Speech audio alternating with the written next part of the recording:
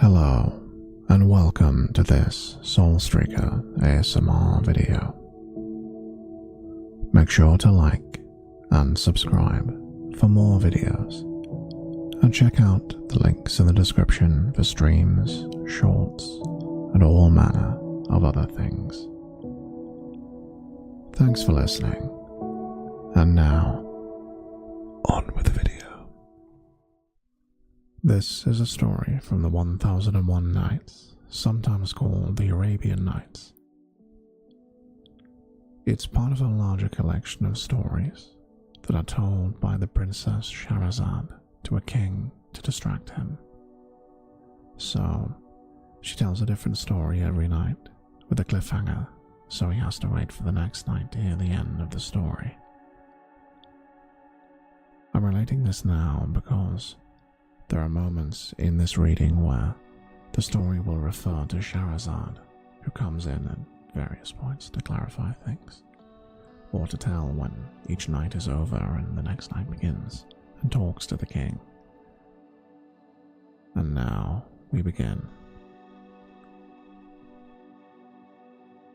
The Ebony Horse, a tale from the 1001 Nights. As translated by Richard F. Burton. There was once, in the times of yore and ages gone long before, a great and pursuing king of the kings of the Persians, Sabur by name, who was the richest of all the kings in store of wealth and dominion, and surpassed each and every in wit and wisdom. He was generous, open-handed, and beneficent, and he gave to those who sought him, and repelled not those who resorted to him.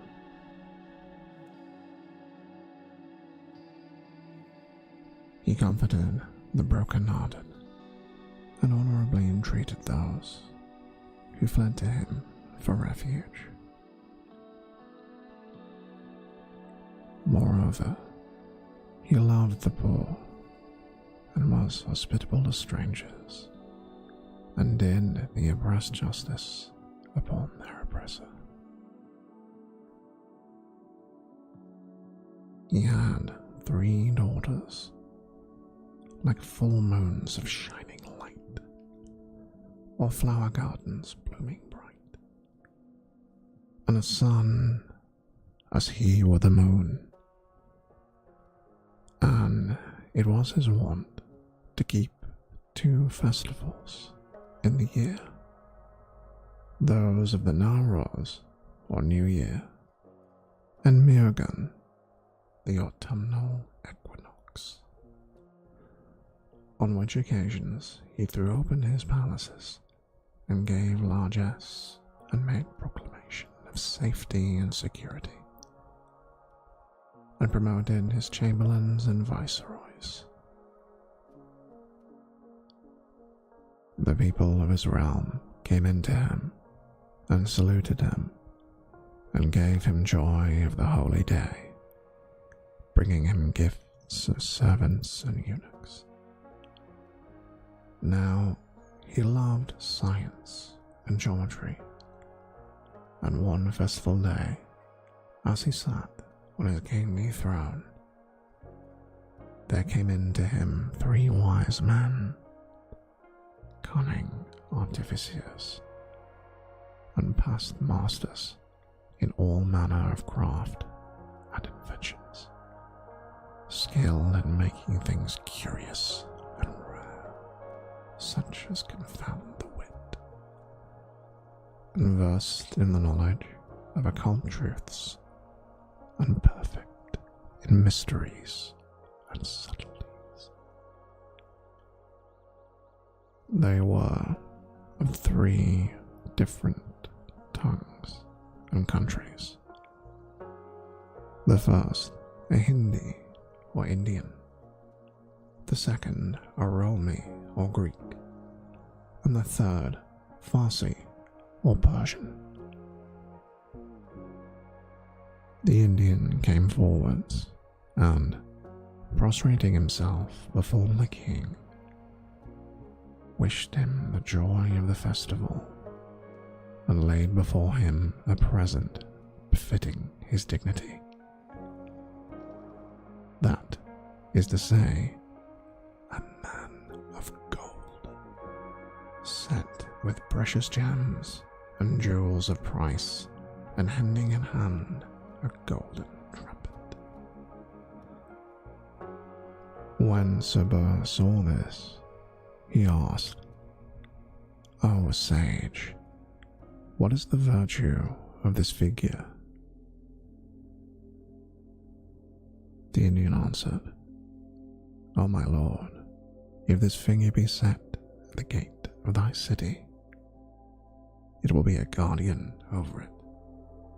For if an enemy enter the place, it will blow this clarion against him, and he will be seized with a palsy and drop down dead." Much the king marveled at this, and cried, "By Allah, O sage, and this thy word be true, I will grant thee thy wish and thy desire." Then came forward the Greek, and, prostrating himself before the king, presented him with a basin of silver, in whose midst was a peacock of gold, surrounded by 24 chicks of the same metal. Sabur looked at them, and, turning to the Greek, said to him, "O sage, what is the virtue of this peacock?" "O my lord," answered he, "as often as an hour of the day or night passeth, it packeth one of its young, and crieth out, and flappeth its wings, till the 24 hours are accomplished, and when the month come to an end, it will open its mouth, and thou shalt see the crescent therein." And to this the king said, "And thou speak sooth, I will bring thee thy wish and thy desire." Then came forth the Persian sage, and, prostrating himself before the king, presented him with a horse of the blackest ebony wood, inlaid with gold and jewels, and ready harnessed with saddle, bridle, and stirrups, such as befit kings. Which, when Sabur saw, he marveled with exceeding marvel, and was confounded at the beauty of its form and the ingenuity of its fashion. He asked, "What is the use of this horse of wood? What is its virtue, and what is the secret of its movement?" And the Persian answered, "O my lord, the virtue of this horse is that, if one mount him, it will carry him whither he will, and fare its rider through the air, and cover the space of a year in a single day."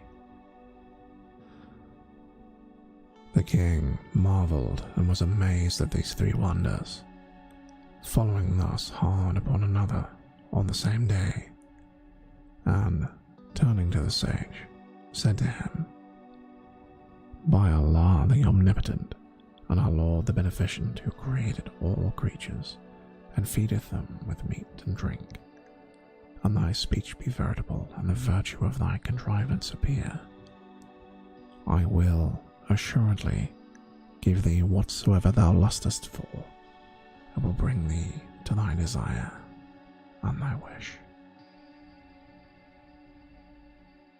Then he entertained the sages for 3 days, that he might make trial of their gifts.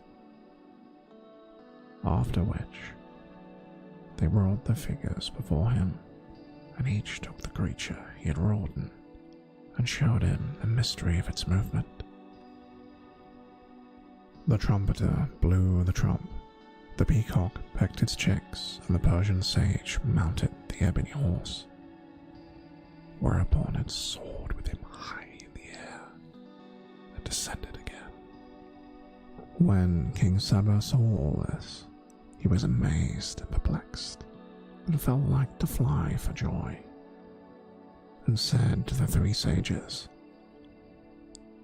"Now I am certified of the truth of your words, and it beloveth me to quit me of my promise.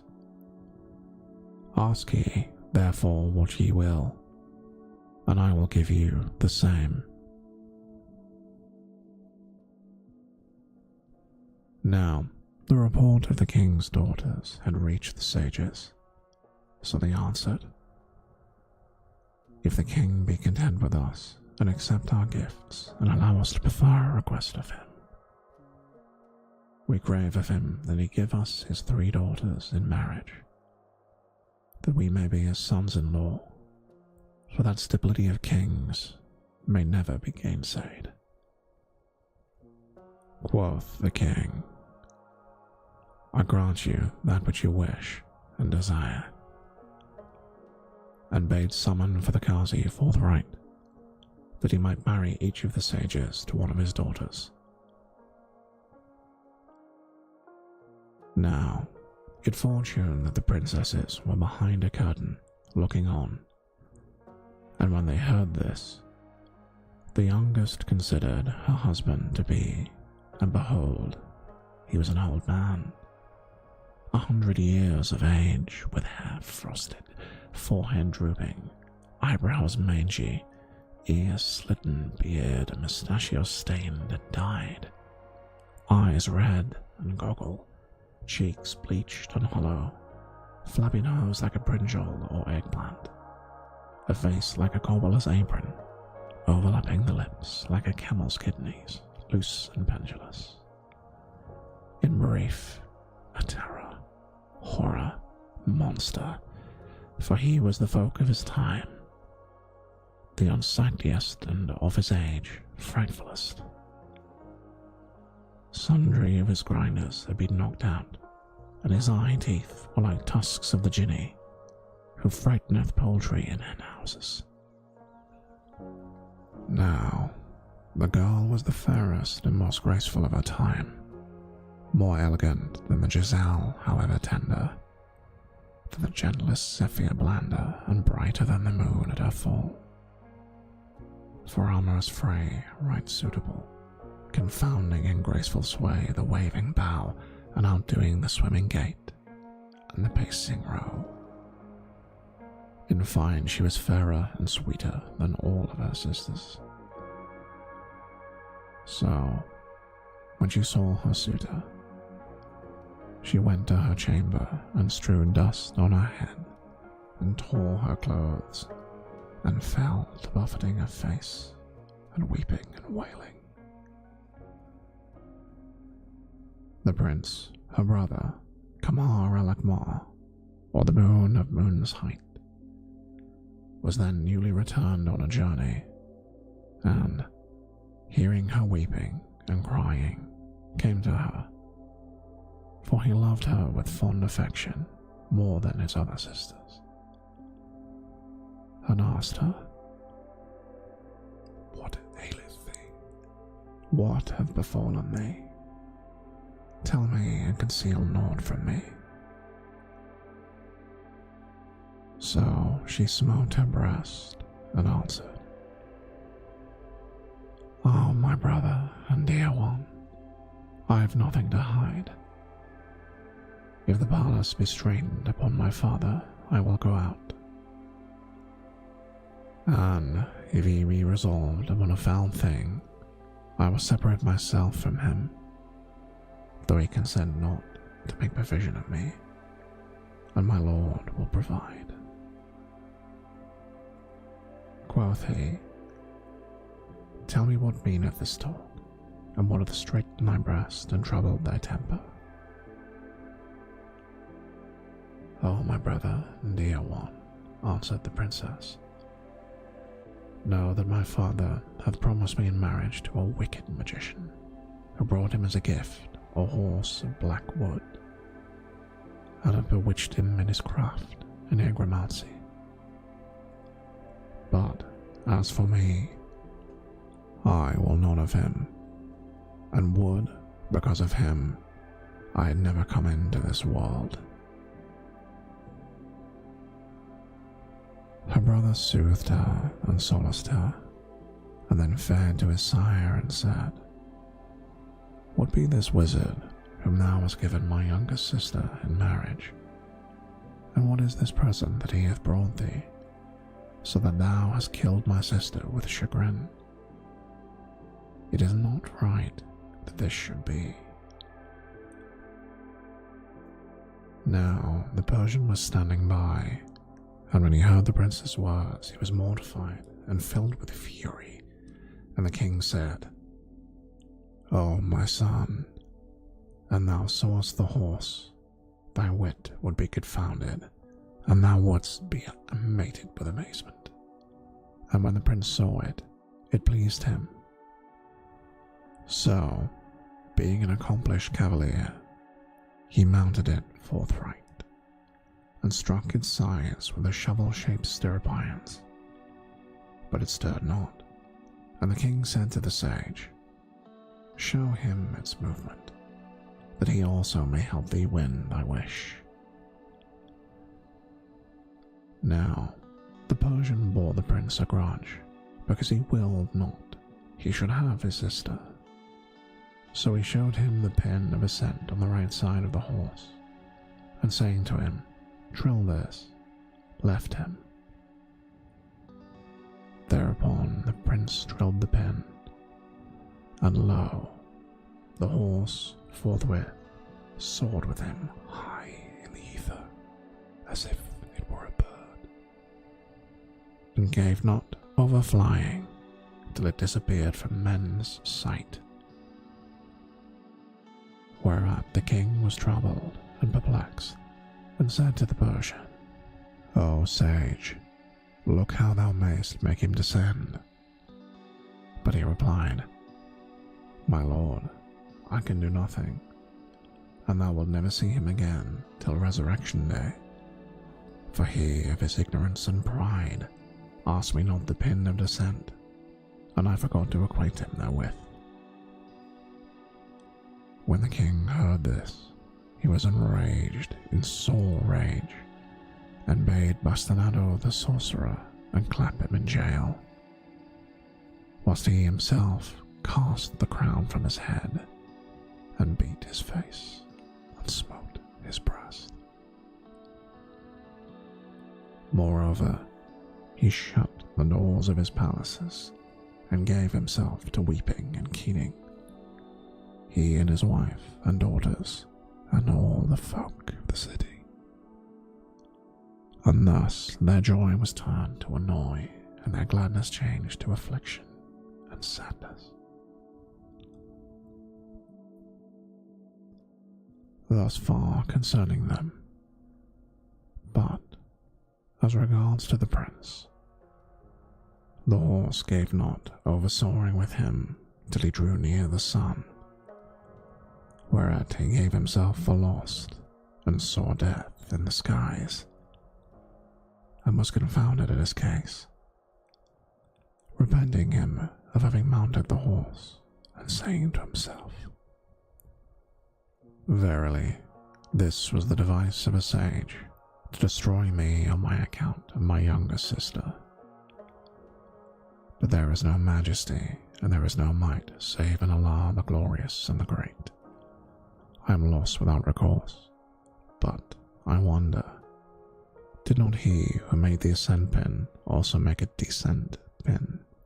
Now, he was a man of wit, knowledge, and intelligence, so he fell to feeling all the parts of the horse, but saw nothing save a screw, like a cock's head, on its right shoulder, and the like on the left. When quoth he to himself, I see no sign save these things, like buttons. Presently he turned the right-hand pin, whereupon the horse flew heavenwards with increased speed. So he left it, and looking at the sinister shoulder and finding another pin, he wound it up, and immediately the steed's upwards motion slowed and ceased, and it began to descend little by little towards the face of the earth, while the rider became yet more cautious and careful of his life. And Shahrazad perceived the dawn of day and ceased to say her permitted say. Now, when it was the 358th night, she said,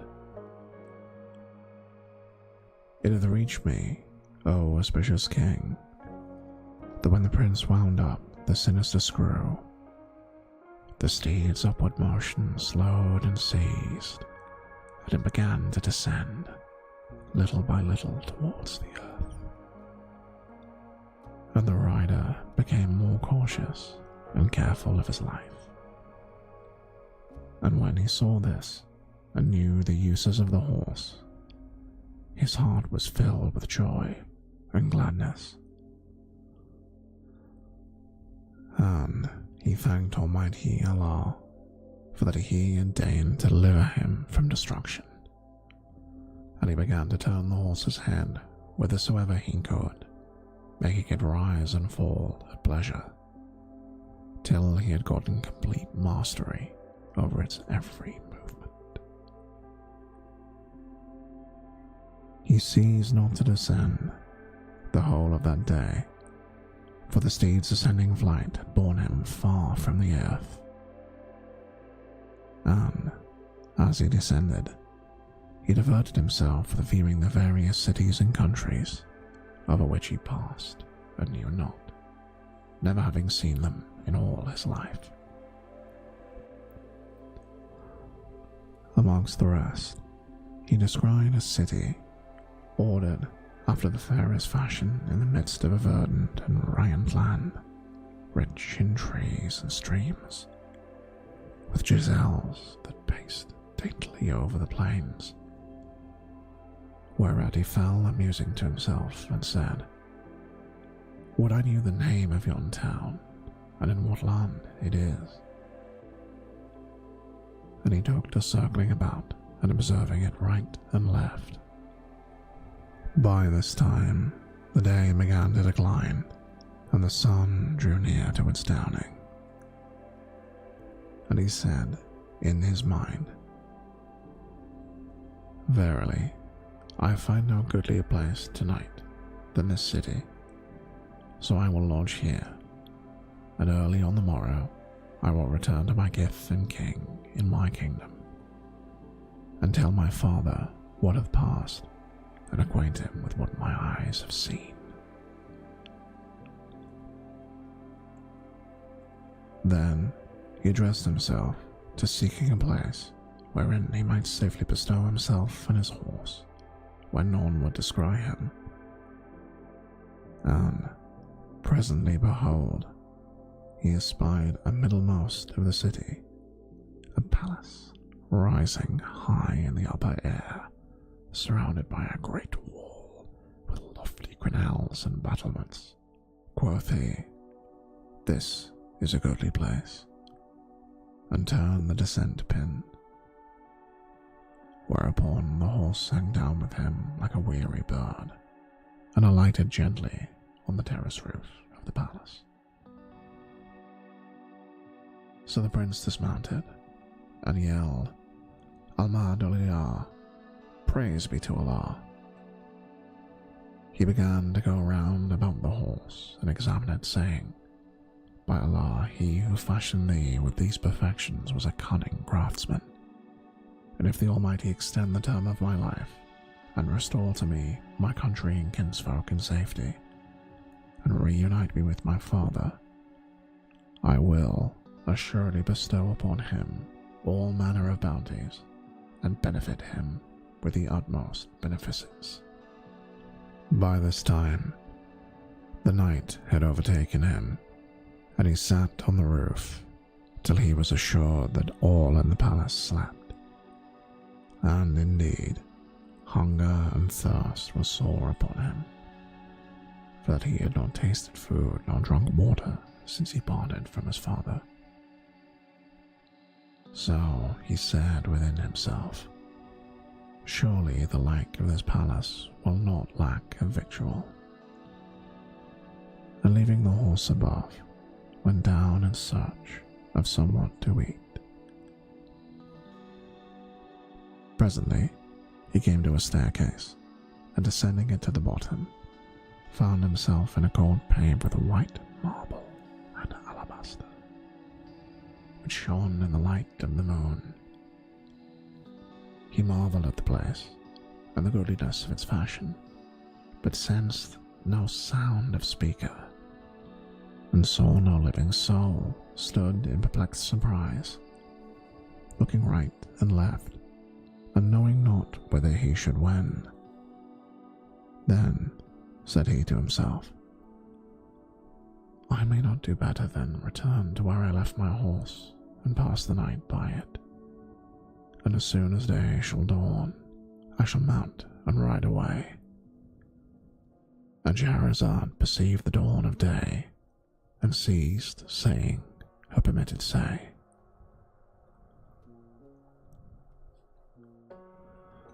Now, when it was the 359th night, she said, "It hath reached me, O auspicious king, that quoth the king's son to himself, I may not do better than pass the night by my horse, and as soon as day shall dawn, I will mount and ride away." However, as he tarried talking to himself, he espied a light within the palace, and making towards it, found that it came from a candle that stood before the door of the harem, at the head of a sleeping eunuch, as he were one of the Afrits of Solomon, or a tribesman of the Jinn, longer than lumber and broader than a bench.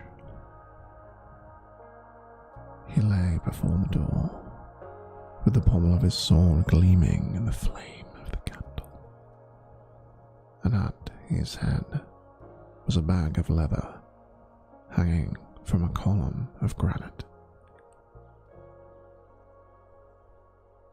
When the prince saw this, he was affrighted and said, "I crave help from Allah the Supreme, O mine Holy One, even as thou hast already delivered me from destruction. So vouchsafe me strength to quit myself in the adventure of this palace."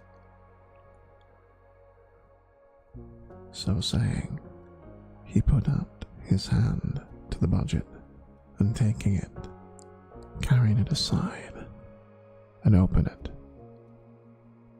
and found in it food of the best. He ate his fill, and refreshed himself, and drank water, after which he hung up the provision bag in its place, and drawing the eunuch's sword from its sheath, took it while the slave slept on, knowing not whence destiny should come to him. Then the prince fared forwards into the palace, and ceased not till he came to a second door, with a curtain drawn before it. So he raised the curtain, and behold, on entering he saw a couch of the whitest ivory, inlaid with pearls and jacinths and jewels, and 4 slave girls sleeping about it. He He went up to the couch to see what was thereon, and found a young lady lying asleep, chemise with her hair, a she with a full moon rising over the eastern horizon, with flower-white brow and shining hair parting, and cheeks like blood-red anemones and dainty moles thereon. He was amazed at her as she lay in her beauty and loveliness, her symmetry, her grace, and he recked no more of death. So he went to her, trembling in every nerve, and shuddering with pleasure, kissed her on the right cheek. Whereupon she awoke forthright and opened her eyes, and seeing the prince standing at her head, said to him, "Who art thou, and whence comest thou?" Quoth he, "I am thy slave and thy lover." Asked she, "And who brought thee hither?" And he answered, "My lord and my fortune." Then said Shams al-Nahar, for such was her name, "Haply thou art he who demanded me yesterday of my father in marriage, and he rejected thee, pretending that thou wast foul of favour. By Allah, my sire lied in his throat when he spoke this thing, for thou art not other than beautiful." Now the son of the king of Hind had sought her in marriage, but her father had rejected him, for he was ugly and uncouth, and she thought the prince was he. So when she saw his beauty and grace, for indeed he was like the radiant moon, the syntheism of love got hold of her heart, as it were a flaming fire, and they fell to talk and converse. Suddenly, her waiting women awoke, and, seeing the prince with the mistress, said to her, "O my lady, who is this with thee?" Quoth she, "I know not. I found him sitting by me when I woke up. Haply it is he who seeketh me in marriage of my sire." Quoth they, "O my lady, by Allah the All-Father, this is not he who seeketh thee in marriage, for he is hideous, and this man is handsome and of high degree. Indeed, the other is not fit to be his servant." Then the handmaidens went out to the eunuch, and finding him slumbering, awoke him, and he started at alarm.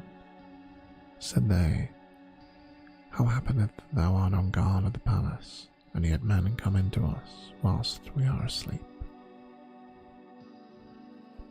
When he heard this, he sprang in haste to his sword, but found it not, and fear took him, and trembling. Then he went in, confounded, to his mistress, and seeing the prince at talk with her, said to him, "O my lord, art thou man or genie?" Replied the prince, "Woe to thee, O unluckiest! How darest thou, even the sons of the royal Chosroes, with one of the unbelieving Satans?" And he was a raging lion.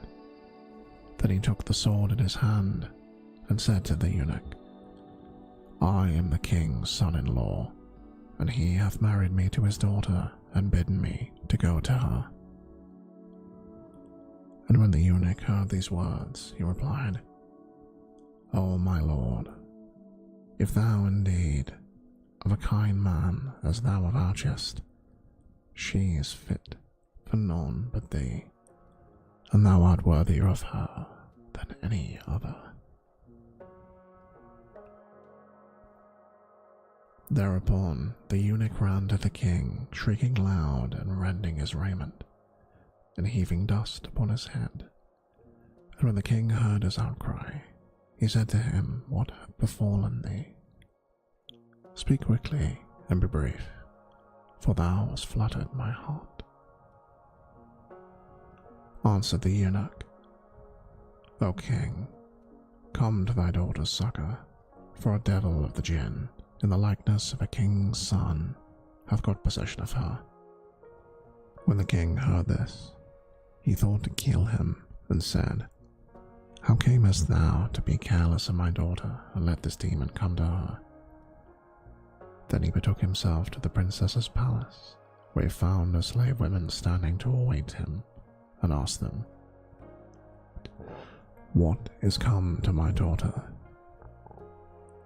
O king, answered they, Slumber overtake us. O king, answered they, Slumber overcame us, and when we awoke, we found a young man sitting upon a couch, in talk with her, as he were the full moon. Never saw we aught fairer of favour than he. So we questioned him of his case, and he declared that thou hadst given him the daughter in marriage. More than this we know not, nor do we know if he is a man or a jinn, but he is modest and well bred, and doth nothing unseemly, or which leadeth to disgrace. Now when the king heard these words, his wrath cooled, and he raised the curtain little by little, and looking in, saw sitting in talk with his daughter, a prince of the goodliest, with a face like the full moon for sheen. At this sight, he could not contain himself, of his jealousy for his daughter's honour, and, putting aside the curtain, rushed in upon them, drawn sword in hand, like a furious Gaul. Now, when the prince saw him, he asked the princess, Is this thy sire? And she answered, Yes. And Shahrazad perceived the dawn of the day, and ceased to say her permitted say. Now, when it was the 360th night, she said, It hath reached me, O auspicious king, that when the prince saw the king rushing in on them, drawn sword in hand like a furious Gaul, he asked the princess, Is this thy father? And she answered, Yes. Whereupon he sprang to his feet, and, seizing his sword, cried out at the king with so terrible a cry that he was confounded. Then the youth would have fallen on him with the sword. But the king, seeing that the prince was doughtier than he, sheathed his scimitar, and stood till the young man came to him, when he accosted him courteously and said to him, O youth, art thou man or jinn? Quoth the prince, Did I not respect thy right as mine host and thy daughter's honour? I would spill thy blood. How darest thou fellow me with devils, me that am a prince of the sons of the royal Chosroes, who, had they wished to take thy kingdom, could shake thee like an earthquake from thy glory and thy dominions, and spoil thee of all thy possessions. Now when the king heard his words, he was confounded with awe and bodily fear of them, and rejoined, If thou indeed be the sons of kings, as thou pretendest, how cometh it that thou enterest my palace without permission, and smirchest mine honour, making thy way to my daughter, and feigning that thou art her husband, and claiming that I have given her to thee, to wife? I that have slain kings and kings' sons, who sought her of me in marriage. And now, who shall save thee from my might and majesty, when, if I cried out to my slaves and servants and bade them to put thee to the vilest of deaths, they would slay thee for the right?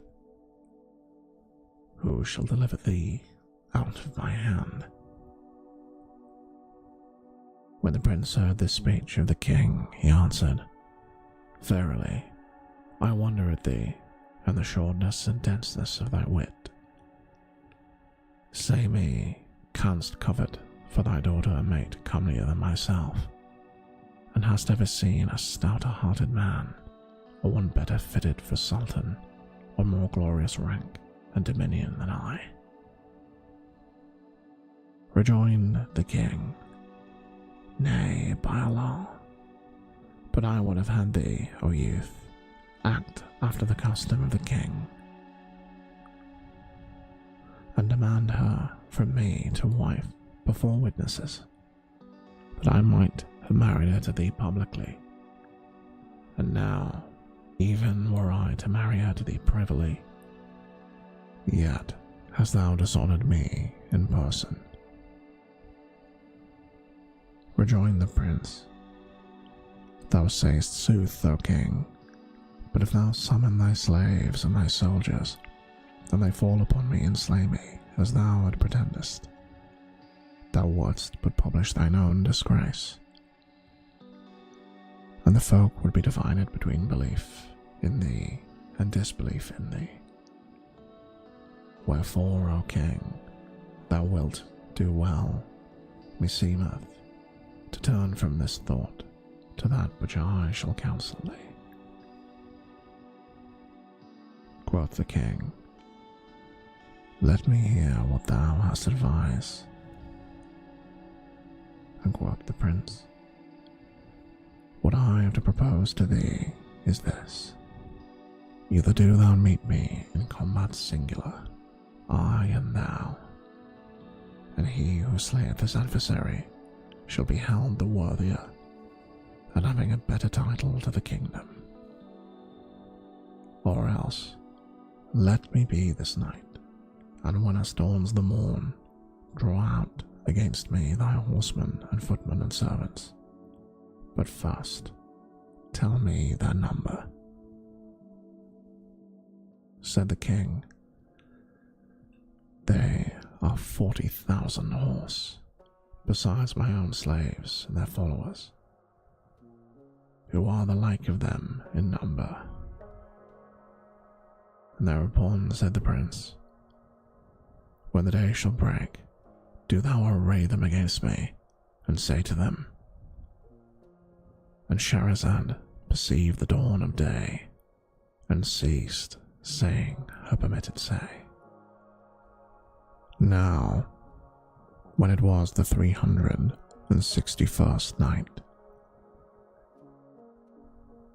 she continued, "It hath reached me, O auspicious king, that quoth the prince, when day shall break, do thou array them against me, and say to them, this man is a suitor for my daughter's hand, on condition that he shall do battle single-handed against you all. For he pretendeth that he will overcome you and put you to the rout, and indeed that ye cannot prevail against him. After which, leave me to do battle with them. If they slay me, then this is thy secret the sure guarded, and thine honour the better warded. But if I overcome them and see their backs, then it is like the king should covet to his son-in-law." So the king approved his opinion and accepted his proposition, despite his awe at the boldness of his speech and amaze at the pretensions of the prince to meet in fight his whole host, such as he had described it, being at heart assured that he would perish in the fray, and so he should quit of him, and freed from the fear of dishonour. Thereupon he called the eunuch and bade him to go to his vizier without stray and delay, and command him to assemble the whole of the army, and cause them to don their arms and armour and mount their steeds. So the eunuch carried the king's order to the minister, who straightway summoned the captains and the host and the lords of the realm, and bade them to don their harness and daring do, and mount horse and sally forth in battle array. Such was their case.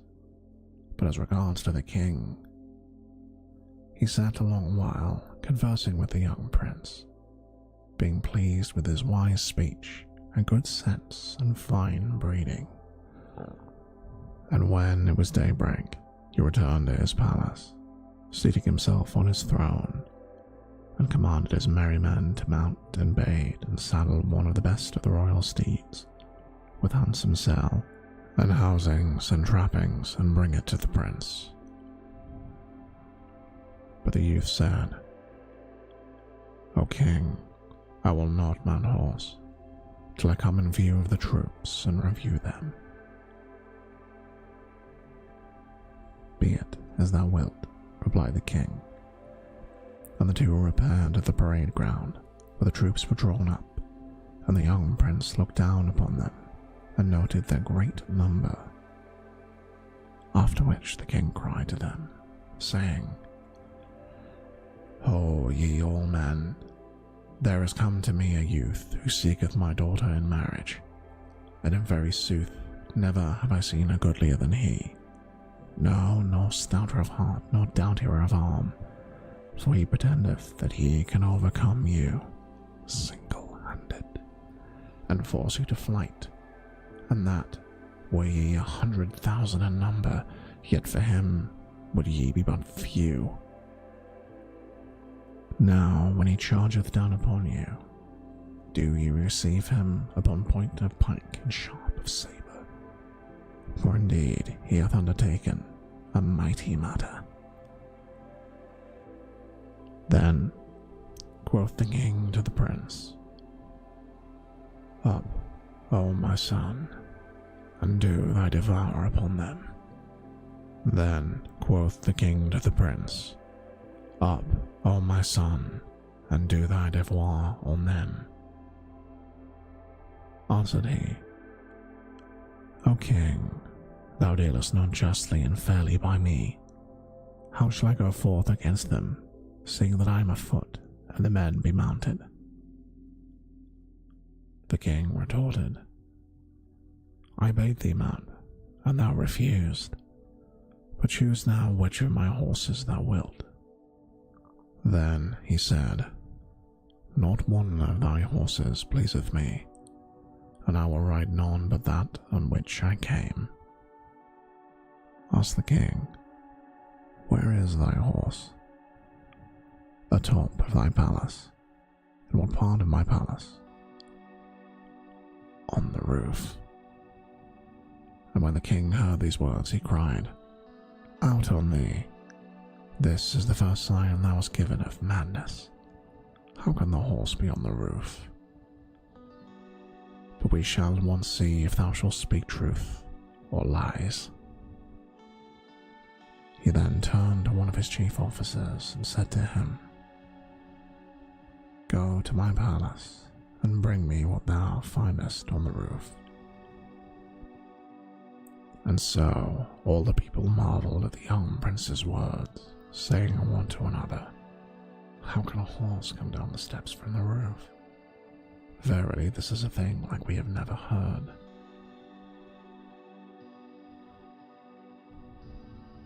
In the meantime, the king's messenger repaired to the palace, and mounting to the roof, found the horse standing there, and never had he looked on handsomer. But when he drew near and examined it, he saw that it was made of ebony and ivory. Now the officer was accompanied by other high officers, who also looked down, and they laughed to one another. Now the officer was accompanied by other high officers, who also looked on, and they laughed to one another, saying, "Was it of the like of this horse that the youth spoke? We cannot deem him other than mad. However, we shall soon see the truth of his case." And Shahrazad perceived the dawn of day, and ceased to say her permitted say. Now, when it was the 362nd night, she said, "It hath reached me, O auspicious king, that when the high officials looked upon the horse, they laughed one to another and said, Was it the like of this horse that this youth spake? We cannot deem him other than mad. However, we shall soon see the truth of his case. Peradventure herein is some mighty matter, and he is a man of high degree." Then they lifted up the horse bodily, and, carrying it to the king, set it down before him, and all the lieges flocked round to look at it, marvelling at the beauty of its proportions and richness of its saddle and bridle. The king admired it, and wondered at it, with extreme wonder, and he asked the prince, "O youth, is this thy horse?" He answered, "Yes, O king, this is my horse, and thou shalt soon see the marvel it showeth." Rejoined the king, "Then take it and mount it." And the prince retorted, "I will not mount till the troops withdraw afar." So the king bade them retire a bowshot from the horse, whereupon quoth its owner, "O king, I see thou.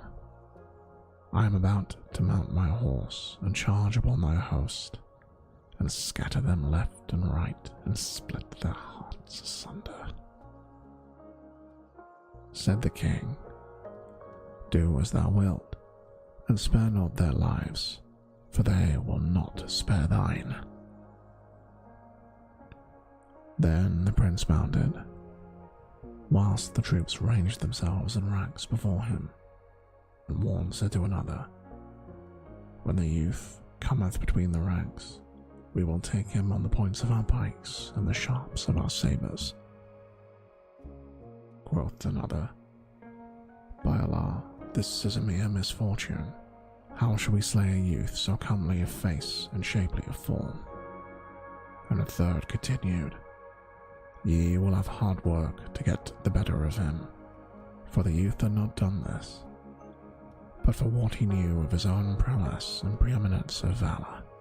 Meanwhile, having settled himself in the saddle, the prince turned the pin of ascent, whilst all the eyes were strained to see what he would do. Whereupon the horse began to heave and rock and sway to and fro, and make the strangest of movements a steed ever made, till its belly was filled with air, and it took flight with its rider, and soared high into the sky. When the king saw this, he cried out to his men, "Woe to you! Catch him ere he escape you." But his viziers and viceroys said to him, "O king, can a man overtake the flying bird? This is surely none but some mighty magician, or mard of the jinn or devil, and Allah save thee from him." So praise thou the Almighty for the deliverance of thee and all thy host from his hand. Then the king returned to his palace after seeing the feat of the prince, and, going to his daughter, acquainted her with what had befallen them both on the parade ground. He found her grievously afflicted for the prince, and bewailing her separation from him. Wherefore she fell sick with violent sickness, and took to her pillow. Now, when her father saw her on this wise, he pressed her to his breast, and kissed her between the eyes, and said to her, "O daughter, praise Allah Almighty, and thank him for that he hath delivered us from this crafty enchanter, this villain, this low fellow, this thief, who thought only of seducing thee." and he repeated to her the story of the prince and how he had disappeared in the firmament. And he abused him and cursed him, knowing not how dearly his daughter loved him. But she paid no heed to his words, and did not redouble her tears or wails, saying to herself, "I will never eat meat or drain drink, till Allah reunite me with him." Her father was greatly concerned for her case, and mourned much over her plight, but for all he could do to serve her, love-longing only increased on her. And Shahrazad perceived the dawn of day, and ceased saying her permitted say. Now, when it was the 363rd night, she said, "It hath reached me, O auspicious king, that the king mourned much over his daughter's plight, but for all he could do to soothe her, love-longing only increased on her. Thus far concerning the king and Princess Shams al-Nahar. But as regards Prince Kamar al-Akbar, when he had risen high in the air, he turned his horse's head towards his native land, and being alone, mused upon the beauty of the princess and her loveliness. Now he had inquired of the king's people the name of the city and of its king and its daughter, and men had told him that it was the city of Sana'a. So he journeyed with all speed till he drew near his father's capital, and making an airy circuit around the city, alighted on the roof of the king's palace, where he left his horse, whilst he descended into the palace, and seeing its threshold strewn with ashes, thought that one of his family was dead. Then he entered, as of wont, and found his father and mother and sisters clad in mourning raiment of black, all with pale faces and lean frames. When his sire descried him, and was assured that it was indeed his son, he cried out with a great cry and fell down in a fit, but after a time threw himself upon him and embraced him, clipping him to his bosom and rejoicing in him with exceeding joy and extreme gladness. His mother and sisters heard this, so they came in, and seeing the prince, fell upon him, kissing him and weeping, and joying with exceeding joyance. Then they questioned him of his case, so he told them all that had passed from first to last, and his father said to him, "Praise be Allah for safety, O growth of my eyes and core of my heart." Then the king bade bold high festival, and the glad tidings flew through the city. So they beat drums and cymbals, and doffing the weed of mourning, they donned the gay garb of gladness, and decorated the streets and markets, whilst the folk vied with one another who should be the first to give the king joy. And the king proclaimed a general pardon and opening of the prisons, released those who were therein prisoned. Moreover, he made banquets for the people, with great abundance of eating and drinking for 7 days and nights of all creatures were gladsomest. And he took horse with his son and rode out with him, that the folk might see him and rejoice. After a while, the prince asked him about the maker of the horse, saying, "O my father, what hath fortune done with him?" And the king answered, "Allah never bless him, nor the hour wherein I set eyes on him, for he was the cause of thy separation from us, my son, and he hath laid in jail since the day of thy disappearance." Then the king bade release him from prison, and sending for him, invested in him a dress of satisfaction, and entreated him with the utmost favour and magnificence, save that he would not give him his daughter to wife.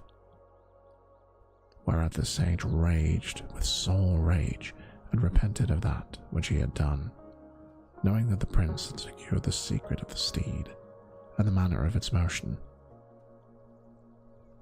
Moreover, the king said to his son, I reck thou wilt do well not to go near the horse henceforth, and more especially not to mount it after this day, for thou knowest not its properties, and belike thou in art error about it.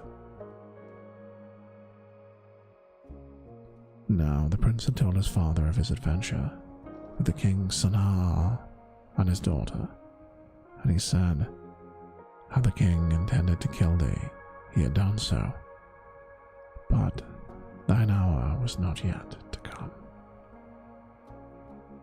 When the rejoicings were at an end, the people returned to their places, and the king and his son at the palace, where they sat down and fell to eating and drinking and making merry. Now the king had a handsome handmaiden who was skilled in playing of the lute, so she took it and began to sweep the strings and sing thereto before the king and his son of the separation of lovers, and chanted the following verses. Deem not that absence breeds in me aught of forgetfulness. What should I remember I did, you from my remembrance wane. Time dies, but never dies the fondest love for you we bear, and in your love I'll die, but in your love I'll rise again. When the prince heard these verses, the fires of longing flamed in his heart, in pine and passion redoubled upon him. Grief and regret were sore upon him, and he yearned in him the love for the king's daughter of Sana'a. So he rose forthright, escaping his father's notice, went forth the palace to the horse, and mounting it, turned the pin of ascent, whereupon, bird-like, it flew with him high in the air, and soared towards the upper regions of the sky. In early morning his father missed him, and going up to the pinnacle of the palace, in great concern, saw his son rising to the firmament, whereat he was sore afflicted, and repented in all penitence, that he had not taken the horse and hidden it, and he said to himself, By Allah, if but my son return to me, I will destroy the horse, that my heart may be at rest concerning my son. And he fell again to weeping and bewailing himself. And Shahrazad perceived the dawn of day, and ceased to say her permitted say.